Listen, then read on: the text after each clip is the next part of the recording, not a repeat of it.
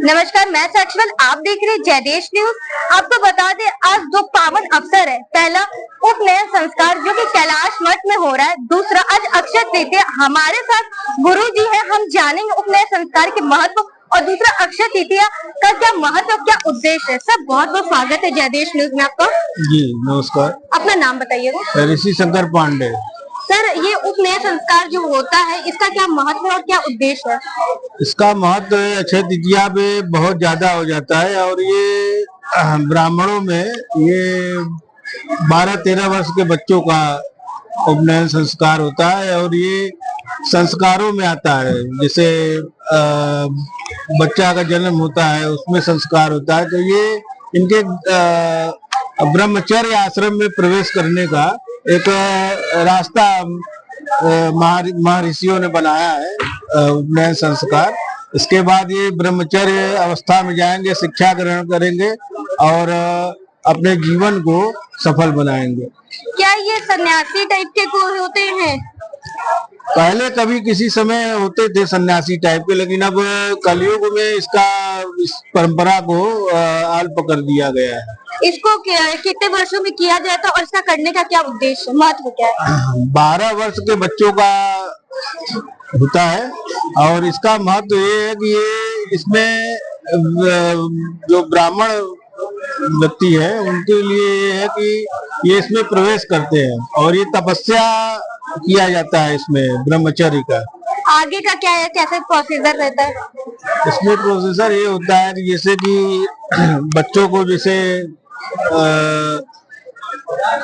ऋषि मुनियों के महात्माओं के आश्रम में जाते हैं तो वहाँ यज्ञोपति संस्कार ये सब होता है, तो वहाँ पे रहकर वहाँ शिक्षा ग्रहण करते हैं। अच्छा। और जब यंग हो जाते हैं तो आते हैं अपने निवास स्थान पर, सब सारे शिक्षा ग्रहण करके, तो ये उसी का एक स्वरूप है। आज जैसा कि अक्षय तृतीया है, इसका क्या उद्देश्य और क्या महत्व होता है? अक्षय तृतीया को जितने भी धार्मिक कार्य होते हैं वो अक्षय हो जाता है। तो जो इस अक्षय तृतीया तिथि में जो भी कर्म आदमी करता है उसका संपूर्ण फल प्राप्त होता है, वो अक्षय हो जाता है, मतलब जन्म जन्मांतर तक वो बंधा रहता है उसी।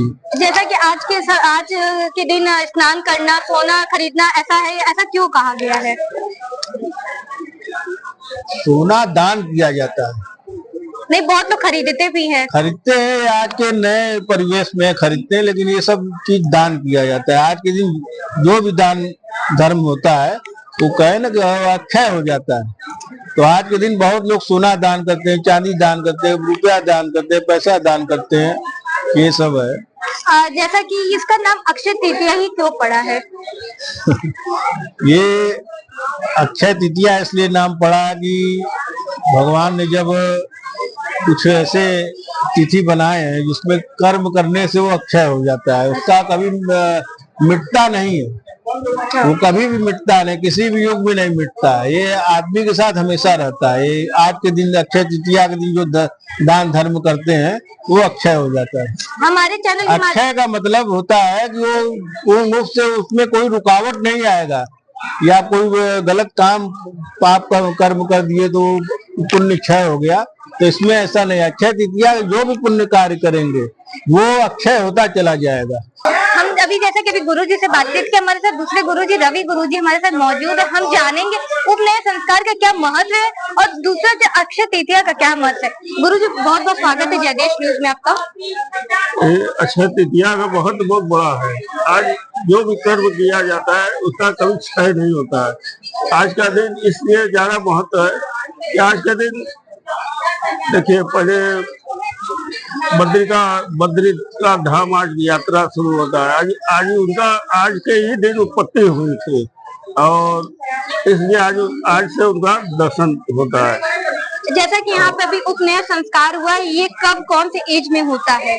ये 5 वर्ष के एज में होता है, 8 वर्ष के एज में होता है, 12 वर्ष के एज में होता है। इसके बाद जो बच्चों का उपनयन संस्कार होता है उसका एक नियम है, उसका फिर साप विमोचन होता है।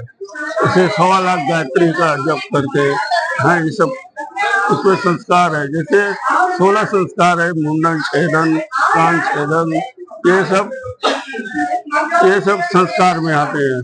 तो ये एक बहुत महत्वपूर्ण संस्कार है जो कि ब्राह्मणों में और लोग भी ये जो पवित्र धारण कर सकते हैं। सब लोग खाली एक वर्ण के छोड़कर और सारे लोग धारण कर सकते हैं। उनका एक संस्कार है, इसको बोला जाता है। अगर इसको आसान भाषा में हमारे दर्शकों को बताएं कि उपनयन संस्कार क्या होता है और कैसे क्या क्या इसका प्रोसेस है। ये जो पवित्र संस्कार है, हाँ, इसका जब ब्राह्मणों में विशेष महत्व है। ये सविता देवता होती है, ये सूर्य की उपासना को माने जाता है। ये गायत्री जो आदि शक्ति है, उनकी आराधना सिखाई जाती है ये संस्कार के बाद। आज जैसा कि परशुराम जयंती भी, इसका क्या महत्व है?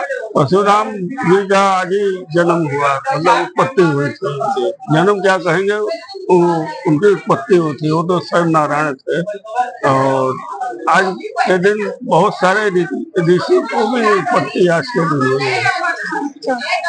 जैसा कि आज अक्षय तृतीया भी है, ये इसमें क्या दान पुण्य किया जाता है, क्या व्रत किया जाता है, और बहुत लोग सोना खरीदते हैं, इस पे क्या कहेंगे? सोना खरीदने की तो मतलब ज्योतिष लोग प्रथा निकालती है, लेकिन आज के दिन जैसे जब दान हवन कीर्तन ये सब भी कभी जो कराए उसकी बड़ी महत्व है।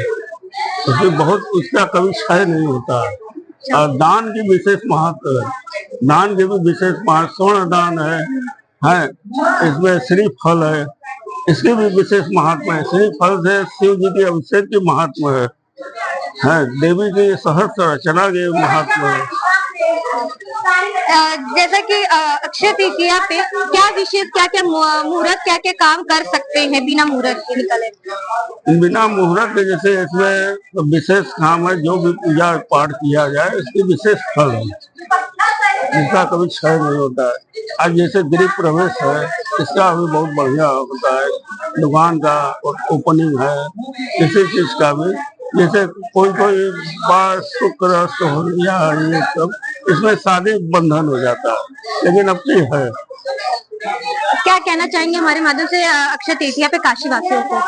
अक्षय तृतीया को विशेष महत्व काशीवासी समझे सारे लोग, और इसमें विशेष पूजा ध्यान तप कीर्तन शिव जी की उपासना विशेष फल है। सर अपना परिचय बताइएगा। मेरा नाम महंत बालकपुरी जी महाराज, कामाख्या क्षेत्र आसाम से हम आए हुए हैं। महाराज जी जो यहाँ का सीता मंदिर का महंत जय रविशंकर पांडे, उनकी पुत्री सर्वांगणी है। इसी को शुभ अवसर पर हम लोग उनको सौभाग्य चिरंजीवी होने का आशीर्वाद देने के लिए पहुंचे।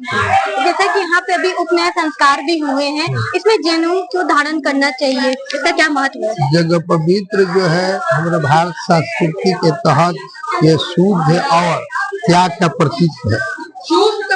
त्याग का मतलब यह है कि उस जगह पवित्र धारण करने वाले व्यक्ति का हर कार्य इस संसार के भलाई के लिए होता है। इसलिए बटुक यानी ब्राह्मणों को दिया जाता था। ब्राह्मण अर्थ धर्म काम साधना में हर कार्य उनके संसार की भलाई के लिए होता है। जैसा कि आज परशु जयंती भी है और अक्षय तृतीया भी है, इसका क्या है, दोनों का अलग अलग क्या महत्व है? अक्षय तृतीया जो है भगवान परशुराम का आज के लिए अवतारित हुए थे और उन्होंने असत पर सत्य विजय प्राप्ति हुई थी।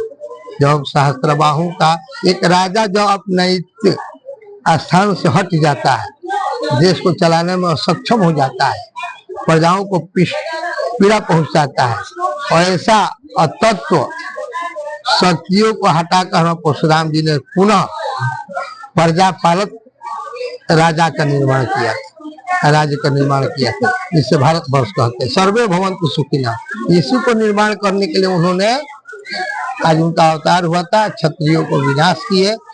क्षत्रिय कहने का मतलब जो चारी प्रवृत्ति के क्षत्रिय थे, राजा थे, जो शासक थे, प्रजाओं को शोषण करते थे, उनको राज सिंहासन से हटाकर असत्य रूप सिंहासन का राजा का उन्होंने स्थापना किया। इस परशुराम जयंती सभी पापों से मुक्त कर अच्छे लोग को प्राप्ति कराता है। इसलिए हम लोग परशुराम जयंती का अक्षय तृतीया भी कहा। अक्षय तृतीया पे क्या फल मिलता है दान पुण्य करने से, और लोग जो सोना खरीदते हैं? अच्छे लोग की प्राप्ति होती है। आप एक देते हैं तो अनेक, उसका फल का कोई सीमा नहीं है, न कोई उसका स्वरूप है।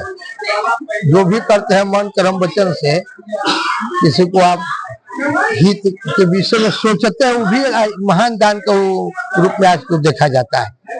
किसी को मानसिक रूप से आप संतुष्ट करें, किसी को मानसिक आप जो है सो सहायता करें, आर्थिक करें, शारीरिक करें, जो भी आज करेंगे वो अनंत फल उसका प्राप्त होता है, उसी रूप में होता है। क्या संस्कार भी अलग अलग तरीके के होते हैं? नहीं, संस्कार एक ही धर्म है, सर्वे भवन्तु सुखिनः।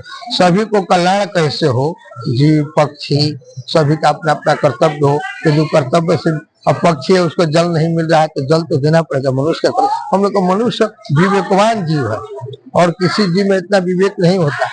विवेक का मतलब कि सर्वे भवन्तु सुखिनः, उस सभी को कैसे सुख पहुंचाए, यही उसका लक्ष्य होना चाहिए। जैसा कि जो कंचीदन होता है, मुंडन होता है, ये क्या संस्कार में आते हैं? हाँ, ये 16 संस्कार में से एक है। जगह पवित्र संस्कार, कर्ण संस्कार, अन्नप्राशन, ये सब संस्कार में ही आते ये कब कब होता है? ये जैसे कि हम लोग को शास्त्र के अनुसार 5 बरिस, 7, 9, 12 है, ऐसा 15 इस तरीके से, हाँ, एज के हिसाब से निर्धारित किया गया। ऐसे ही तमाम खबरों के लिए आप बने रहे जयदेश न्यूज के साथ।